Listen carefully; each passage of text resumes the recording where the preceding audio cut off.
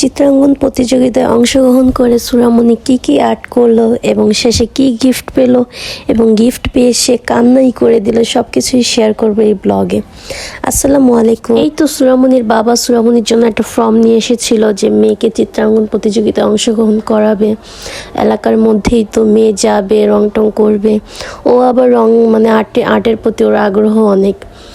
তারপর আর কি মেয়ে তো কিছুই পারে না, শুধু রং টং করতে পারে। তারপর ওকে সহজের মধ্যেই যে পতাকাটা আমি একটু শেখালাম যে এখানে যে আর্টটা করতে পারে। তারপর ওকে নিয়ে গেলাম সেইখানে প্রতিযোগিতায়। এখানে তো অনেক মেয়েরা, বাচ্চারা, অনেক বড় বড় বাচ্চারা, ওদের সাথে অংশগ্রহণ করতে পারাটা অনেক বিরাট ব্যাপার। আমার মেয়ে যে সাহস দেখিয়ে বসেছে সেইটাই অনেক। আমি তো ভাবতেই পারিনি। যাক, আলহামদুলিল্লাহ, ও অনেক ভালো করেছে।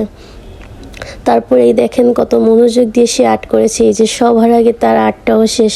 সে কত সুন্দর করে একটা পতাকা আর্ট করেছে, খুবই ভালো হয়েছে এবং সুন্দর হয়েছে। হার জিতটা তো বড় কথা না, ও যে অংশগ্রহণ করেছে, সাহস দেখিয়ে বসেছে, সব কিছু ঠিক মতো করতে পেরেছে, সেইটাই অনেক। আমরাও বাবা মা অনেক হ্যাপি ওকে নিয়ে। তারপর আর কি এই যে সব বাচ্চারা আর্ট করতেছিল, খুবই সুন্দর করে বাচ্চারা আর্ট করতেছিল। এইখানে ওনারা অনেক ভালো একটা প্রোগ্রামের আয়োজন করেছে সব বাচ্চাদের জন্য।